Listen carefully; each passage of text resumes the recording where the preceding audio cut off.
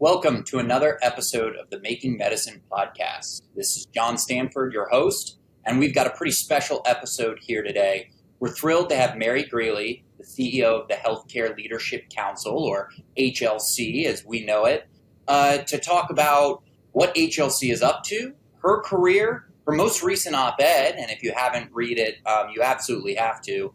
And we're going to talk all things healthcare policy and what can make differences for patients today and tomorrow. So, Mary, first, let me thank you for being here today. And maybe for those who don't know in our listenership, can you tell us a little bit about Healthcare Leadership Council?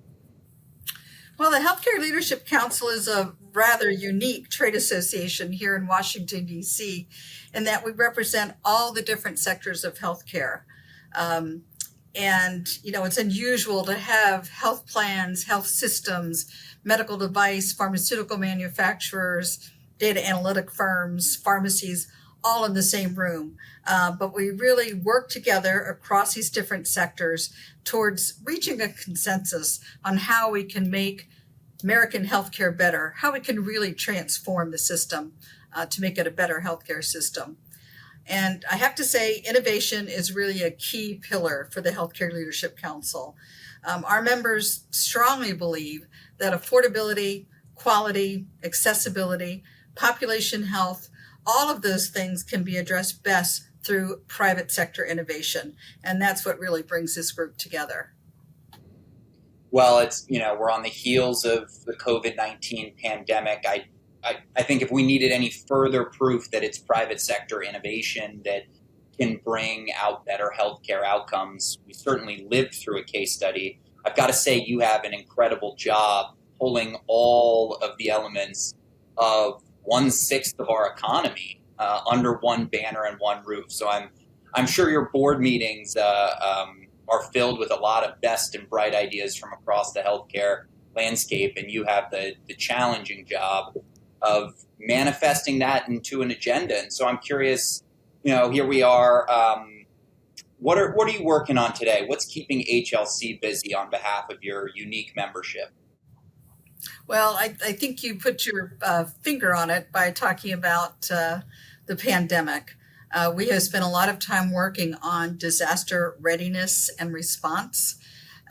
We played a very pivotal role on addressing the pandemic. And as you mentioned, the strong role for the private sector, the partnership. I think we're all aware of the development of the vaccines in such a short time, big push by the private sector, but also getting laboratory tests, getting supplies, all of those things, to say nothing of the healthcare workforce providing services during the pandemic. Just, again, strong role by the private sector. And I think more importantly, the different sectors collaborating with each other to really meet this crisis, and just did a phenomenal job. So that is really a big issue that we've worked on. And we continue to do that work to make sure that we're better prepared the next time we have such an incident. We're also doing a lot of work on data interoperability. We think that data analytics is going to play a phenomenal role in making our health system more accessible and more affordable. We're doing a lot of work on health equity. We know this administration is looking at every issue through that health equity lens, and we are in lockstep with them on trying to address the disparities in healthcare delivery. And all of our members are very committed to working on that. So a whole host of issues, quality issues, patient safety issues, but I would say that data interoperability is something that is consuming quite a bit of our time these days. Well, I can think you can't turn around these days with ChatGPT or Bard or these other products coming online. We seem to be living through an AI moment that we all kind of knew was coming, but it's here now. And I'm excited. And maybe if you could speak a little bit more, because I think we know this is going to be an imperative for businesses and it could transform healthcare. But you mentioned that it could also help on the affordability side. I think that's a fascinating benefit that no one's talking about. Can you say anything more there? To me, the number one benefit of this will be reducing the cost of clinical trials. Um, we know how expensive it is to bring a drug to market, and anything we can do to reduce that cost. So we think artificial intelligence, data analytics will play an important role there. And I think more importantly is helping create more diversity in clinical trials. So we're already seeing our members use those tools to expand the reach of their clinical trials and to do it in a much more efficient way. Well, that also gets to your health equity goals. So that's you can hit a few birds with one stone there. And I'll certainly say, from the life science investor perspective, we would love nothing more than seeing those costs of clinical trials come down, because it means we could leverage our capital into more and more risky endeavors that ultimately will benefit patients with platforms we can't even envision Yeah, today. Yeah. let me just add on health equity that you mentioned, the use of data analytics there. Our members have consistently have been looking at data that resides in their electronic health records and detecting what we call unconscious bias. So disparities in treatment of patients, racial inequities that really were not apparent until they looked at that data, analyzed it, and were able to have conversations about, all right, how do we reduce those inequities and disparities? So very powerful tool. Absolutely. Well, and you're uniquely positioned where you sit. We often have on the show maybe someone from a major manufacturer, someone from a patient group, someone from the tech community, but you get to have all these facets funneling up in HLC. And one question we always get from our listeners: we have some pretty incredible speakers like you who come and join us, and everyone's always interested in sort of what their path has been. Now, you've been at HLC for some time. How did you find yourself in this incredible role, and what are some of the lessons learned over your time leading the organization for a good while? Well, in my first life, I was actually a speech pathologist and did that for 5 years, really enjoyed it, but decided that I wanted a little more flexibility and decided to go to law school. And at the time that I went to law school, there was no specialty in healthcare law. I planned to be either a tax lawyer or a labor lawyer, but I happened to do an internship on Capitol Hill for the chairman of the Ways and Means Subcommittee on Health. At that time, it was Dan Rostenkowski. And it was a great experience. I wound up working for Congressman Rostenkowski for the 3 years that I was in law school during those summers.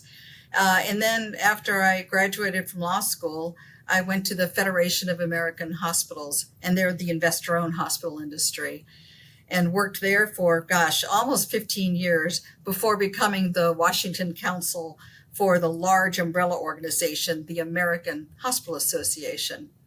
And then I interviewed for the job at the Healthcare Leadership Council.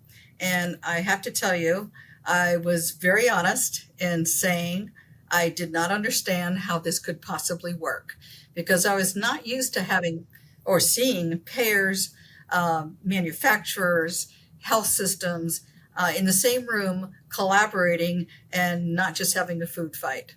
But it has been a wonderful experience seeing this group that understands the importance of the private sector having a strong role in healthcare. And the best way to do that is to collaborate with each other. So they check their weapons at the door, come into our room and to our table, and really tackle those big, broad healthcare issues. How do we get to a patient-centered, value-based healthcare system where we have broader access, more affordability, but I think most importantly of all, better outcomes for everyone?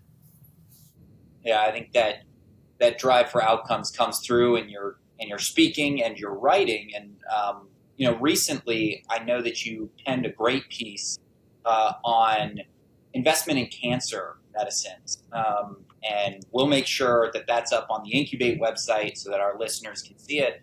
What compelled you to write about cancer and medicines? Well, We have been very concerned about aspects of the Inflation Reduction Act from the very beginning. And I have to say, on both a professional as well as a personal level. I have a sister in law that was diagnosed with stage 4 breast cancer. And as a result of new innovative medicines being available, her oncologist told her 3 years ago, there would be nothing I could do for you. Now I'm excited to get patients like you because I do have medicines that can address your condition. And she is now cancer free. So as I said, it struck me both on a professional level, representing my members, but also on a very personal level as well. So we've seen the Medicare Part D prescription program. That benefit has been extraordinarily successful. We worked hard for its passage, but it has made prescription drugs accessible to a much broader population, to Medicare beneficiaries, and at very affordable premiums. The premiums have been virtually flat over several years. So we felt, looking at the Inflation Reduction Act, that there are really potential downsides that are big, and having the government involved in pricing, where we have seen the private sector has been functioning very well in what I would call a much more market-based approach to drug pricing as opposed to government price controls. So when you dive deeper into this legislation, one of the things that really concerned us was this disparate treatment between different categories of pharmaceuticals, and how that could really affect future innovation. And I just wanted to make sure that we called attention to that problem. Well, and it's certainly one that's on the mind of incubators, the early stage funders. It's what we've termed the small molecule penalty. This idea that small molecule drugs will get far less of a reward than their biologic brethren. Um, and I think in cancer, that's particularly pervasive, where we know that some of the benefits for the oncology community are gonna are gonna come there. How do you see the small molecule penalty impacting that cancer community? And for me to even make it more understandable and something that people can really grasp, I call it the small pill. I call it the pill penalty, because and particularly in cancer, and I find it very confounding that I think one of the really important initiatives that this administration has taken on, and President Biden did this as vice president as well, and that is the Cancer Moonshot Program. And the goal here is to reduce cancer mortality by 50% over the next 25 years. An extraordinary and laudable goal. But if you're going to be able to do that, then you need to invest in the tools that are necessary to achieve that goal of reducing mortality. And so much of the great cancer innovation that we've seen in the last few years has been that development of oral medications in the form of pills that patients can take conveniently in their own homes. They don't have to leave their home. They don't have to go to outpatient hospital department. They don't have to go to their physician's office. This is oral medication that they can take at home. So we're concerned that these provisions are going to really discourage the development of these small molecule drugs and really discourage innovation in this area. So, really, in essence, the administration is undermining their own Cancer Moonshot initiative by including this provision in the legislation. Yeah, well, I'm glad that you said that, and I thought your piece spoke to this well. There is a disconnect there of we're going to conquer cancer with this moonshot, but at the same time, we're going to move the market away from developing cancer drugs. It's one of the most frustrating things that we see out of the law. Um, I know you're a solutions oriented person. You must be to keep your members in line. How do you see a fix? What would you do if you had a magic wand in order to get rid of that pill penalty? Well, if I had a magic wand, yes, I would see an act of Congress that says we're not going to have this disparate treatment between these small molecule medications and biologics. So I think the most important thing I would ask Congress not to do is what we saw in the president's proposed budget and in some congressional legislation that's pending, that there are proposals that would cut that grace period before price controls kick in for both small molecule and for biologics to just 5 years. So, one, we want to make sure that doesn't happen. But then what we want to do is to reduce that disparity so that both biologics and small molecules have 13 years before they have to enter into the price setting. I won't call them negotiations because it really isn't a negotiation. There is a limit on what the secretary is allowed to pay for drugs. So we want to make sure we're able to postpone that. Well, I think you're absolutely right, and that is Incubate's number one, two, and three policy priority.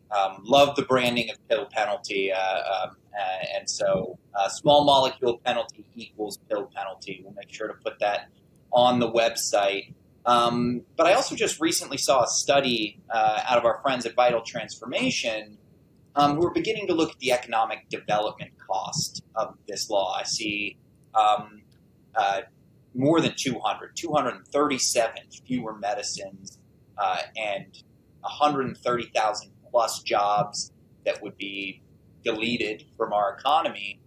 Um, if this plays out as written, if we're not successful amending this law, what does the life sciences community look like in 5 to 10 years from your perspective?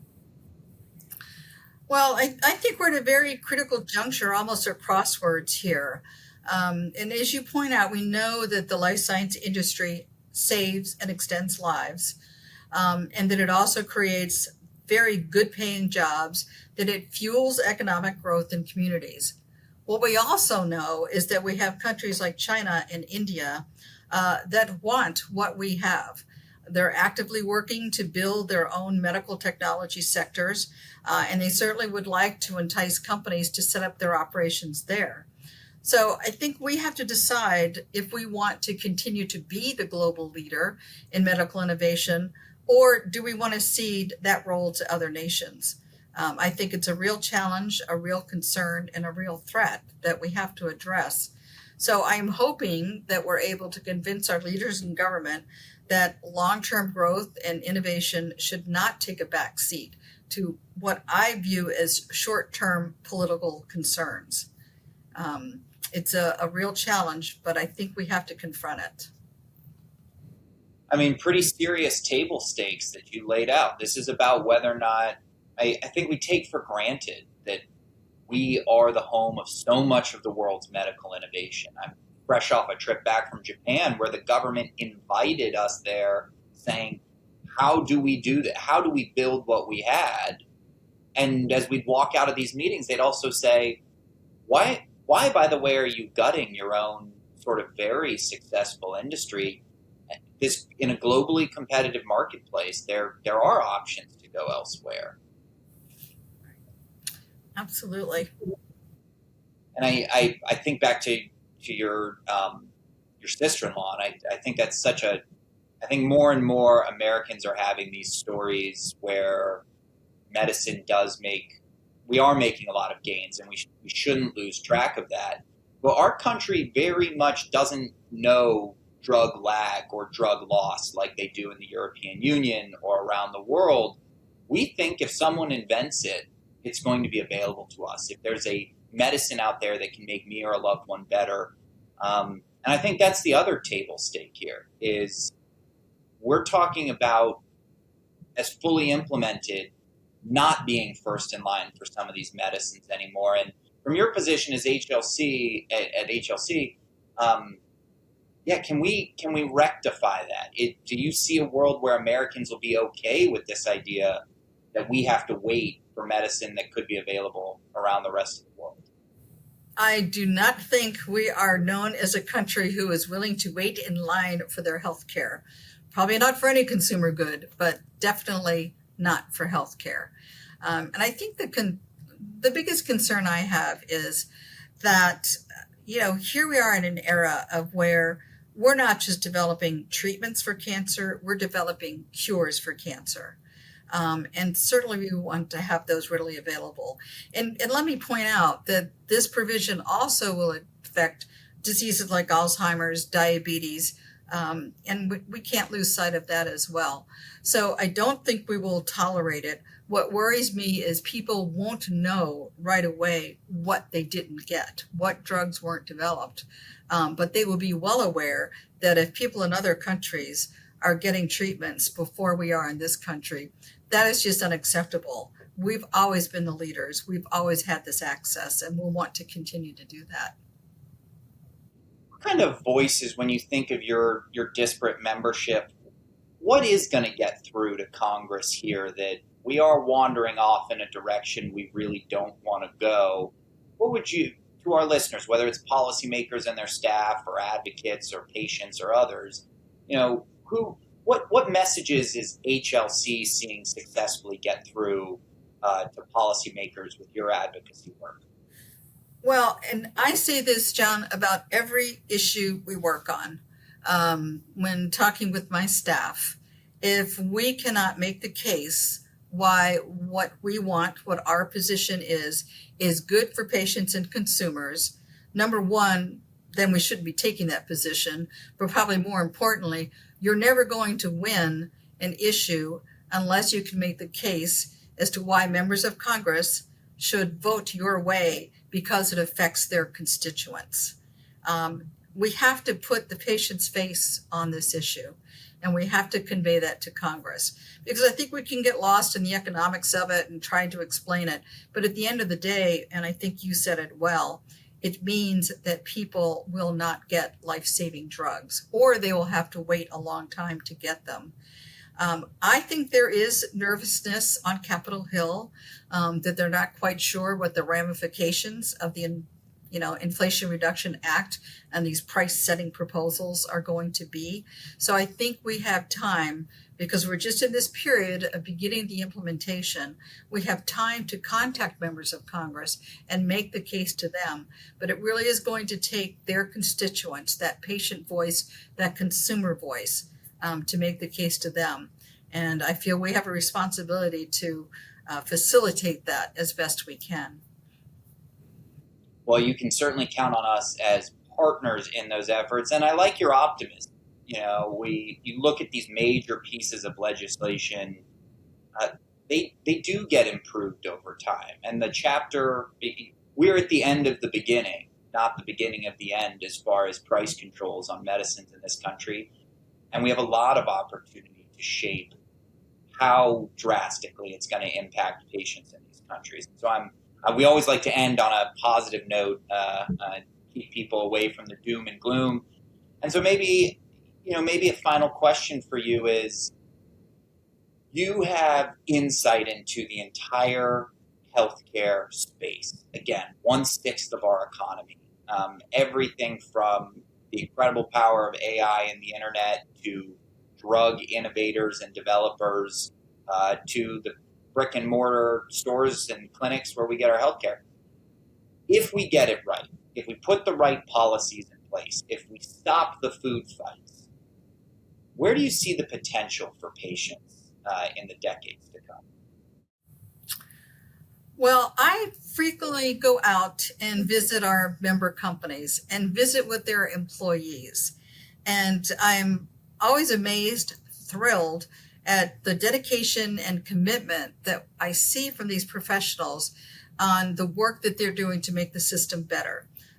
We used to be able to take congressional staff out to visit these locations. Ethics rules won't let us do it anymore, but I can't tell you how powerful it was for them to hear from these enthusiastic employees that felt they were playing a pivotal role in making our healthcare system better. And that optimism and dedication continues.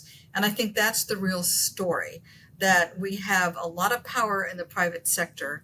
And now we just need to make sure that we don't have the public sector or the government putting barriers in the way of that dedication to innovation and really improving healthcare for everyone. I love that we forget the people behind the large names of these iconic brands and companies in healthcare. And so I'm so glad that you pulled them to the fore to close out.